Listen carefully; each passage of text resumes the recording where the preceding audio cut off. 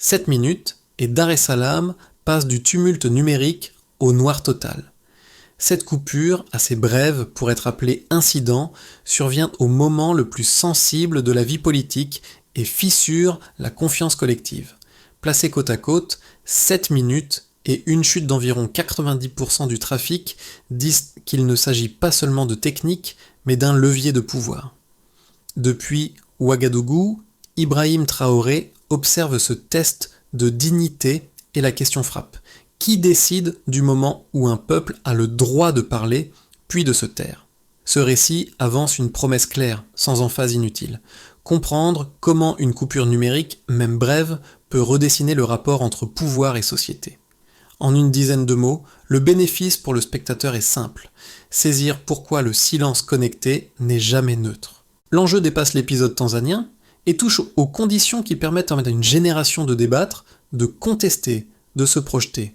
Quand les câbles se taisent, ce ne sont pas seulement des messages qui disparaissent, mais une part de souveraineté civique qui vacille. Depuis Ouagadougou, Ibrahim Traoré n'observe pas un fait isolé, mais un signal révélateur d'une logique continentale, où le contrôle, lorsqu'il se crispe, produit des effets inattendus. Comprendre cette mécanique, c'est aussi comprendre pourquoi chaque blackout devient un test de légitimité, pour les gouvernants comme pour les sociétés qui les regardent agir. La première révélation tient en 2 chiffres simples. 7 minutes de coupure totale et environ 90% de trafic en moins suffisent à faire vaciller un pays présenté comme stable depuis des décennies. Placés côte à côte, ces tiombes et ces chiffres montrent que l'événement n'est pas un accident technique, mais un test structurel de contrôle. À partir de là, le décor apparaît avec une netteté nouvelle.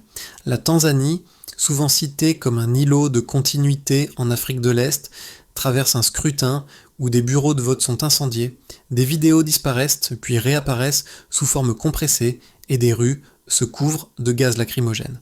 Le blackout agit comme un révélateur, condensant en quelques minutes des tensions accumulées depuis longtemps. Dans les premières heures, chaque espace devient un laboratoire miniature. Les campus, perçus comme des lieux sûrs, voient les écrans s'éteindre d'un seul coup. Les chauffeurs de taxis nocturnes, habitués à lire la ville par les notifications, relaient des fragments de rumeurs en klaxonnant. Les rédactions locales bricolent des réseaux hors ligne, tandis que des sites miroirs surgissent brièvement avant d'être effacés. Rien n'est centralisé, tout circule par à-coups, et cette circulation imparfaite rend le contrôle plus visible encore. Même à distance, l'événement n'est pas isolé. Depuis Ouagadougou, Ibrahim Traoré observe les cartes se noircir et les flux se figer, puis revenir de manière fragmentée. Pour lui, la séquence ne décrit pas seulement une crise tanzanienne, mais une logique plus large où la coupure, censée apaiser, crée davantage de voix que prévu. Le contexte régional amplifie cette lecture. Chaque minute de silence numérique résonne comme une question ouverte sur la dignité et la capacité des sociétés à accepter qu'un interrupteur décide du moment où elles peuvent te parler. Aïcha, 22 ans, ne cherche pas à devenir un symbole. Étudiante sur le campus de Dar es Salaam, elle tente simplement d'envoyer un message quand l'écran se fige, puis comprend, après quelques rafraîchissements inutiles, qu'une anomalie collective est en cours. Son selfie, pris sous la lumière du campus, partagé quelques minutes avant la coupure, circule ensuite sous forme compressée, copiée, recopiée, transportée sur des clés USB de dortoir en dortoir. Sans discours, son image devient un repère parce qu'elle condense l'expérience de milliers d'autres. Autour d'elle, des figures ordinaires prennent le relais, les chauffeurs de taxis nocturnes, privés de GPS et de messagerie, deviennent des relayeurs improvisés, échangeant des itinéraires évités et des fragments d'informations. Dans une rédaction locale, un journaliste dont le site principal est coupé réussit à publier un article via un réseau maillé artisanal assemblé avec d'anciens routeurs. Ces gestes ne sont ni héroïques, ni coordonnés. Ils révèlent simplement que le silence imposé déclenche une créativité nerveuse. L'impact précoce est double. D'un côté, la coupure fragilise la confiance. Chacun découvre que l'espace numérique, perçu comme acquis, peut disparaître sans préavis. De l'autre, elle rend visible une capacité d'adaptation diffuse, faite de solutions temporaires et de solidarité discrète. Les campus deviennent des nœuds d'échange, les marchés des lieux de transmission orale, les rédactions des ateliers d'ingéniosité contrainte. À distance, Ibrahim Traoré observe cette phase initiale comme un moment clé. Elle montre que le contrôle, lorsqu'il s'exerce par l'interruption, révèle plus qu'il ne dissimule. Le so what est immédiat. Couper n'efface pas la parole, il la déplace. Avant la coupure, l'élection tanzanienne devait suivre un scénario balisé. Les bureaux de vote ouvrent, les fils s'étirent, les communiqués officiels répètent les mêmes formules de calme et de continuité. Les plateformes fonctionnent encore, les vidéos circulent, les images des urnes et des rassemblements apparaissent en temps réel. L'espace numérique agit comme une soupape. Chacun peut observer, commenter, douter, mais sans rupture brutale. À ce stade, le pouvoir conserve l'initiative du récit, soutenu par une routine institutionnelle éprouvée. Puis vient le déclencheur. En pleine nuit, sans annonce préalable, les écrans s'éteignent. 7 minutes suffisent. Les notifications disparaissent. Les flux se figent et ce qui devait rester local se transforme en incertitude généralisée. Dans certains quartiers, des bureaux de vote sont incendiés. Ailleurs, des vidéos montrent des heures avant de s'évaporer. Les autorités parlent de incidents techniques, mais la simultanéité des anomalies chez plusieurs opérateurs crée un doute immédiat. Le blackout, pensé comme un frein, agit comme un signal d'alarme. Le climax se joue à l'aube. La fumée s'élève au-dessus de plusieurs sites électoraux. Les forces de sécurité dispersent des foules au gaz lacrymogène. Des soldats apparaissent devant des rédactions, des journalistes perdent leur carte de presse, un rédacteur en chef ne rentre pas chez lui. Les images filmées avant la coupure réapparaissent sur des réseaux étrangers, contournant les restrictions locales. Dans les ministères, les rapports s'accumulent, les phrases se répètent, mais l'ordre des événements échappe déjà à ceux qui tentent de le maîtriser. Les répliques se propagent rapidement. Les chauffeurs de taxi klaxonnent des slogans improvisés, devenant des relais d'information orale. Les campus universitaires, persuadés d'être protégés, se transforment en îlots d'anticipation fébrile. Des sites miroirs surgissent comme des archipels numériques éphémères. Les hashtags circulent sous forme de captures d'écran, traduites, compressées, transférées. Ce qui devait être étouffé change simplement de forme et de vitesse. À distance, Ibrahim Traoré observe cette séquence comme une chorégraphie familière. Les cartes se noircissent, les flux chutent, puis réapparaissent ailleurs, fragmentés. Pour lui, la coupure n'est pas un événement isolé, mais un moment de vérité où le pouvoir révèle ses réflexes. La tentative de verrouillage accélère la perte de crédibilité, car chaque geste de contrôle produit une réaction visible, mesurable, archivable. Après le choc initial, le pouvoir tente de rétablir la normalité. Conférence de presse neutre, appel au calme, promesse de retour à la stabilité. Mais la normalité ne tient plus. Le bouton capable de couper Internet devient un symbole omniprésent, évoqué dans les conversations, peint sur des murs, glissé dans des chansons. Les citoyens comprennent que l'interruption n'était pas un accident, mais une option politique parmi d'autres. Ainsi, la séquence suit un enchaînement clair, continuité apparente, rupture brutale, escalade visible, puis dissémination incontrôlée des récits. Le blackout, loin de refermer la parenthèse, ouvre une période plus longue d'incertitude. Ce passage marque un avant et un après. L'élection n'est plus seulement un scrutin contesté, mais une démonstration publique de la fragilité du contrôle numérique. Avant la nuit électorale, le niveau de référence est clair. Un trafic Internet stable, réparti entre plusieurs opérateurs, sans rupture majeure signalée depuis des années. Les courbes quotidiennes montrent des variations ordinaires liées aux heures de pointe et aux usages urbains, mais aucune anomalie systémique. Puis survient la bascule. En l'espace de quelques minutes, le trafic agrégé chute d'environ 90%, simultanément chez les principaux fournisseurs. Ce passage brutal du niveau de base à l'effondrement constitue le premier indice quantifiable. Une baisse aussi synchronisée dépasse largement le cadre d'une panne accidentelle et signale une action coordonnée. Le deuxième indicateur est temporel. 7 minutes de coupure totale peuvent paraître négligeables à l'échelle d'une journée, mais leur position dans le calendrier change tout. Elles interviennent au moment précis où les images électorales circulent le plus, où les bureaux de vote ferment, où les premières contestations émergent. Une interruption aussi courte est suffisante pour casser la continuité des flux sans déclencher immédiatement une crise officielle. La durée devient ainsi un paramètre politique, trop brève pour être reconnue comme un blackout prolongé, assez longue pour désorganiser la circulation de l'information. Le troisième indicateur touche aux effets économiques immédiats. Dans les heures qui suivent, des avertissements d'investisseurs évoquent un risque politique accru, le shilling tanzanien amorce un glissement et les plateformes de réservation enregistrent une contraction provisoire des demandes touristiques. Chaque variation prise isolément pourrait être minimisée. Ensemble, elles forment un signal cohérent.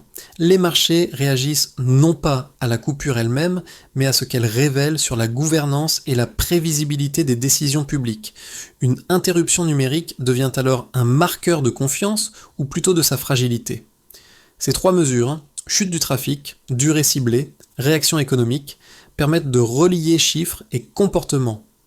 La coupure entraîne une panique administrative mesurable. Redémarrage de serveurs sans explication, communiqués contradictoires, délais inhabituels dans les réponses officielles. Cette panique se traduit à son tour par une méfiance accrue des citoyens et des acteurs économiques, visible dans les données de consultation, de transfert et d'échange hors ligne. Le numérique, conçu comme un outil de contrôle, laisse ainsi des traces quantifiables de son propre usage politique. À l'échelle régionale, les chiffres prennent une autre dimension.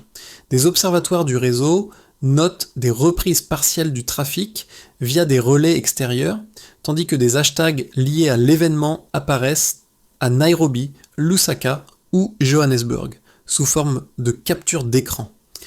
La donnée brute montre que lorsque la connexion locale s'effondre, la circulation transfrontalière augmente. Le silence imposé à un endroit génère une amplification ailleurs, transformant un événement national en signal continental. Dans cette lecture chiffrée, Ibrahim Traoré intervient comme un point de référence symbolique. Depuis Ouagadougou, il observe non seulement les récits, mais les courbes, la chute, la remontée fragmentée, la dissémination. Pour lui, ces données illustrent un principe simple. La stabilité proclamée ne se mesure pas au discours, mais à la capacité d'un système à supporter la critique sans recourir à l'interruption. Les chiffres deviennent alors des repères moraux autant que techniques. Enfin, l'analyse quantitative éclaire l'enchaînement des décisions. Une coupure brève provoque une réaction économique rapide. Cette réaction alimente une communication hésitante. Et cette hésitation, mesurable dans les délais et les incohérences, creuse un fossé durable entre institutions et sociétés. Les nombres ne racontent pas tout, mais ils fixent des points d'ancrage qui rendent le déni plus difficile. À partir de là, le blackout cesse d'être un incident isolé pour devenir le premier maillon d'une chaîne causale documentée. Pour saisir pleinement la séquence tanzanienne, il faut d'abord exposer les arguments du pouvoir dans leur forme la plus solide.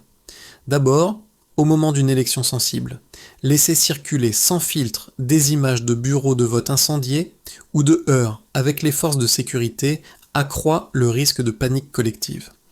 Les conseillers gouvernementaux soutiennent qu'une coupure temporaire d'Internet peut agir comme un pare-feu, limitant la propagation de rumeurs et de contenus manipulés. Dans cette lecture, la stabilité historique du pays justifie des mesures exceptionnelles, prises rapidement et hors du regard public. Ensuite, la menace d'ingérence extérieure. Les autorités évoquent des campagnes de désinformation coordonnées, capables d'importer des narratifs partisans et de fausser la perception du scrutin. Contrôler les flux d'informations serait alors une manière de protéger la souveraineté nationale, non d'étouffer des voix internes. La coupure est présentée comme un outil défensif, ciblé, limité dans le temps, destiné à empêcher que des acteurs étrangers ne dictent l'agenda politique local. Ces arguments méritent d'être entendus, car ils répondent à des inquiétudes réelles. Pourtant, dès que l'on confronte cette logique aux faits observables, les fissures apparaissent. Les données montrent que la coupure n'a pas empêché la circulation des images, mais l'a déplacée vers des réseaux étrangers, des sites miroirs et des échanges hors ligne. Les journalistes privés de cartes de presse, les rédactions encerclées, les disparitions temporaires de responsables médiatiques dépassent largement le cadre d'une mesure de prudence. La restriction devient structurelle plutôt que circonstancielle. De plus, la créativité des citoyens invalide l'hypothèse de l'apaisement. Les vidéos réapparaissent via des relais extérieurs, les slogans circulent sur des supports physiques, les campus deviennent des centres d'échange improvisés. L'effet net n'est pas la réduction de la tension, mais sa transformation en phénomène mesurable et archivable. Là où le pouvoir invoque la prévention, les faits indiquent une amplification différée. Dans cette confrontation, l'observation d'Ibrahim Traoré à distance ajoute une lecture comparative. Il voit se répéter un schéma familier, la coupure pensée comme un instrument de contrôle finit par fragiliser la légitimité qu'elle prétend protéger. Le Stillman tient jusqu'au moment où la réalité empirique s'impose. À partir de là, l'argument de stabilité se heurte à une limite simple. Un silence imposé peut contenir des flux, mais il ne restaure ni la confiance ni la crédibilité.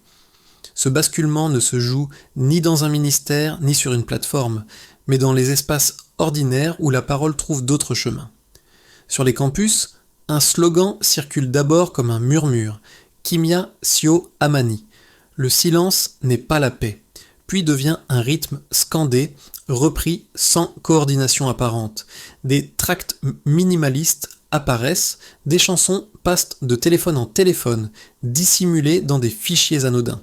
La coupure conçue pour interrompre fabrique un langage partagé. Cette révélation change la lecture de toute la séquence.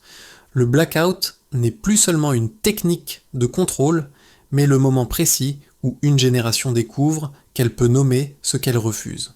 Les gestes sont modestes, parfois invisibles, fresques peintes puis effacées, bracelets portés sous une manche, images archivées avant de disparaître.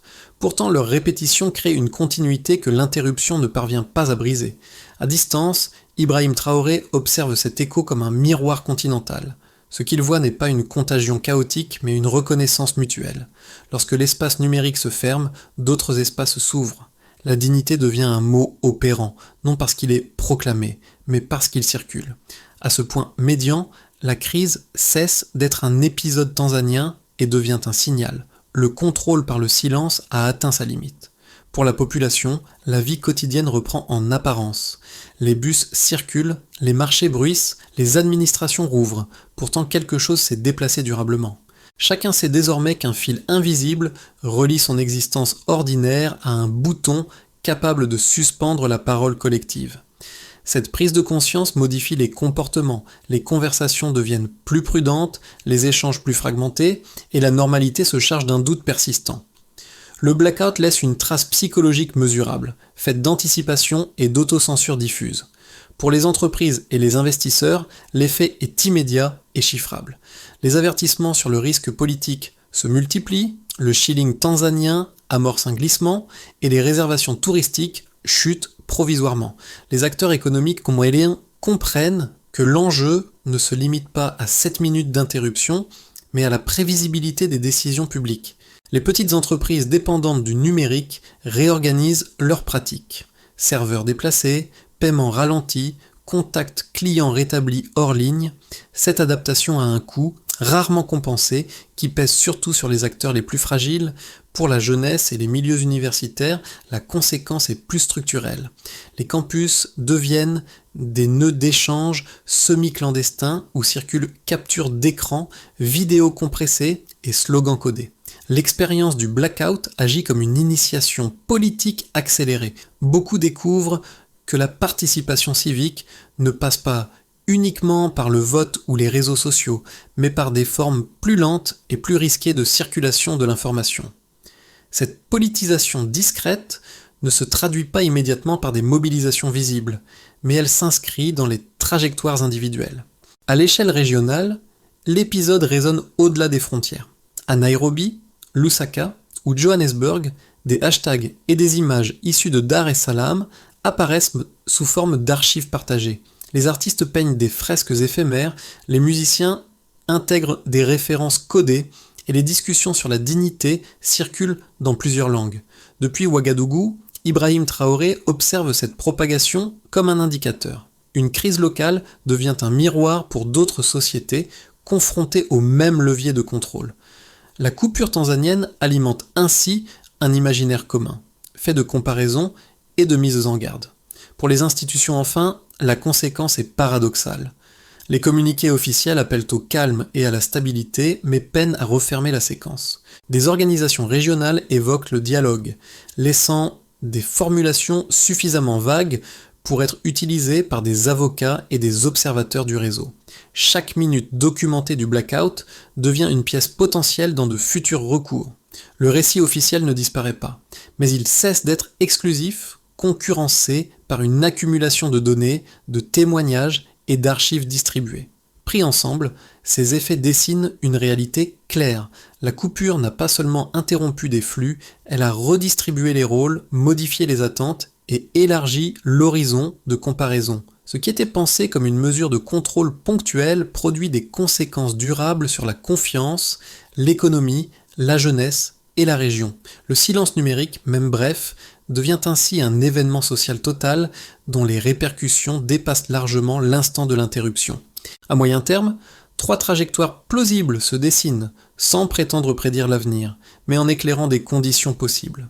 D'abord, un premier scénario est envisageable, la continuité contrôlée. L'État maintient une ligne ferme tout en ajustant la forme. Les coupures complètes deviennent rares, remplacées par des ralentissements ciblés présentés comme de la maintenance. Les lois sur les médias restent inchangées, mais leur application se fait plus sélective. Les symboles de contestation survivent à bas bruit, chansons hors ligne, images archivées, réseaux discrets. La stabilité est affichée, la méfiance demeure.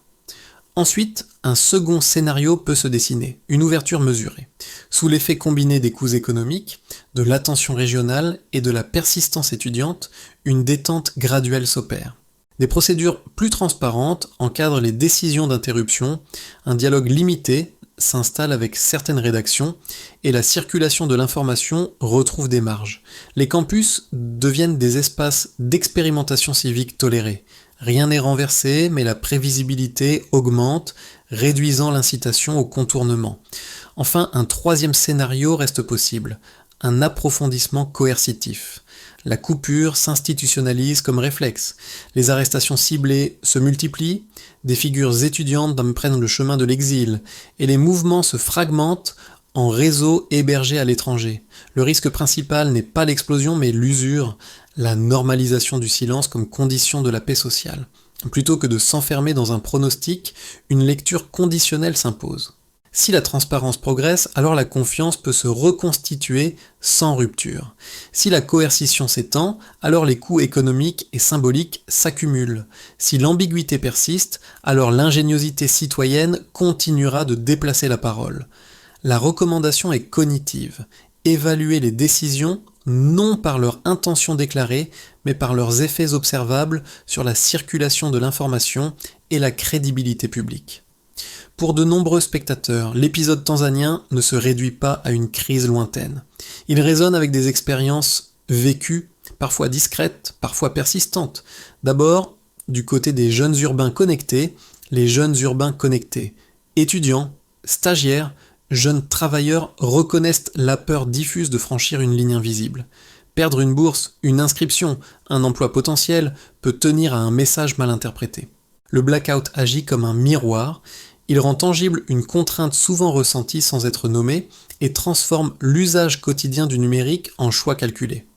Ensuite, pour fait étonnant, pour les professionnels de l'information et des métiers adjacents, les professionnels de l'information et des métiers adjacents, journalistes, communicants, chercheurs, savent que la circulation d'un article, d'une image ou d'un témoignage laisse toujours des traces. Une carte de presse confisquée, un site indisponible, un délai anormal deviennent des signaux faibles.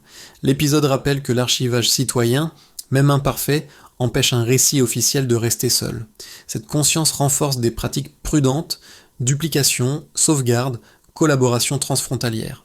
Enfin, pour les spectateurs plus éloignés des zones de tension, les spectateurs éloignés des zones de tension. Pour eux, la crise fonctionne comme un avertissement doux. La disparition d'une vidéo, la suspension d'un commentaire, un flux soudain ralenti, sont des micro-événements faciles comme à normaliser. Le récit tanzanien invite à relier ces détails à une question plus large. À partir de quand le confort du calme justifie-t-il l'acceptation d'un silence imposé ? Dans cette mise en résonance, la référence à des figures observant à distance, comme Ibrahim Traoré, joue un rôle de cadrage. Elle rappelle que les crises locales dialoguent entre elles par comparaison, vocabulaire et données. L'objectif n'est pas de convaincre, mais de relier, permettre à chacun d'identifier un fragment de soi dans l'histoire et d'évaluer ses propres seuils d'acceptation du silence. Imaginer une sortie de crise ne revient pas à promettre une transformation immédiate, mais à décrire des actions concrètes, cumulatives, capables d'exister dans un environnement contraint. Pour commencer, documenter patiemment. Des archives distribuées, des listes anonymisées d'incidents, des copies d'images brutes constituent une base factuelle minimale. Qui agit? Journalistes, étudiants, observateurs du réseau. Quand? En continu. Comment mesurer? Exhaustivité, redondance, traçabilité des sources. Puis, relier les espaces. Les campus, les quartiers et les diasporas peuvent tisser des ponts simples, non centralisés. Traduction courte, relais hors ligne, échanges transfrontaliers réduisent la vulnérabilité aux interruptions locales. Qui agit? Associations étudiantes, collectifs culturels. Quand? À chaque fenêtre d'opportunité. Mesure. Vitesse de circulation et diversité des relais. Ensuite, transformer le langage officiel en levier juridique. Les communiqués feutrés des organisations régionales contiennent des formulations exploitables. Des avocats peuvent s'en saisir pour contester la légalité des coupures ou défendre l'accès à l'information. Qui agit? Juristes, ONG, quand? Dès la publication des textes, mesures, décisions rendues, injonctions, précédents. Après cela, réinventer les pratiques quotidiennes. Artistes, enseignants et médias locaux intègrent des messages codés dans des formats ordinaires. La pédagogie est lente mais durable. Qui agit? Créateurs, éducateurs. Quand? Sur le temps long. Mesure, persistance des symboles. Appropriation locale. Enfin, multiplier les petits gestes répétés. Aucun n'est décisif seul. Leur accumulation rend le retour au silence plus coûteux. Qui agit? Citoyen. Quand? Régulièrement. Mesure, continuité dans le temps. Dans cette approche graduelle, l'observation d'Ibrahim Traoré sert de repère comparatif plutôt que de modèle. Elle rappelle que la crédibilité se reconstruit par la tolérance à la critique, mesurée par des actes vérifiables. La solution n'est pas spectaculaire, elle est procédurale, mesurable et cumulative. L'image qui revient n'est ni celle d'un char, ni celle d'une tribune officielle, mais une bougie posée sur les marches d'une université de Dar es Salaam. Une flamme fragile, photographiée avant de vaciller, rappelle les premiers gestes vus autour d'Aïcha, lorsque les écrans se sont éteints. Le motif se referme. Au début, un selfie sous une lumière artificielle. À la fin, une lueur minimale qui persiste sans réseau. Entre les deux, une société apprend que le silence peut être imposé, mais jamais totalement absorbé. À Ouagadougou, une reprise de cette image circule, accompagnée d'une phrase d'Ibrahim Traoré sur la dignité comme richesse réelle. Le rapprochement n'est pas programmatique, il est symbolique. Deux scènes éloignées se répondent, reliées par une même intuition. La parole trouve toujours un support, même lorsque le canal prévu disparaît. Ce rappel donne au récit sa cohérence émotionnelle, sans héroïsation inutile. La bougie ne promet rien. Elle n'annonce ni victoire, ni apaisement immédiat. Elle marque simplement un seuil franchi. Après la coupure, plus personne ne peut prétendre que le calme retrouvé efface ce qui a été vu, mesuré, archivé. La flamme tremble, mais elle éclaire assez pour que le récit officiel reste incomplet. C'est peu, et c'est suffisant pour qu'une génération sache désormais reconnaître la valeur d'une lumière, même minuscule. L'histoire tanzanienne ne demande ni adhésion, ni mobilisation immédiate. Elle propose un espace de réflexion calme sur les formes de silence que l'on finit parfois par accepter sans les nommer. Coupures brèves, vidéos qui disparaissent, puis réapparaissent, messages qui n'arrivent jamais vraiment. Ces micro-ruptures composent un paysage familier, facile à normaliser. Pourtant, chacune laisse une trace, et l'accumulation de ces traces dessine un coup invisible. Les bracelets discrets, les fresques effacées, les chansons transportées hors ligne ne sont pas des symboles spectaculaires. Ce sont des indices de persistance. Ils rappellent qu'un récit peut circuler sans bruit, qu'une mémoire peut se conserver sans scène centrale, et qu'une société peut apprendre à lire les signaux faibles avant qu'ils ne deviennent des ruptures franches. La question finale n'est donc pas celle d'un camp à choisir, mais d'un seuil à identifier. À quel moment le calme devient-il synonyme de renoncement ? Quels silences paraissent acceptables et lesquels méritent d'être interrogés, documentés, comparés. Prendre ce temps de discernement, c'est déjà refuser que l'interruption décide seule de ce qui compte.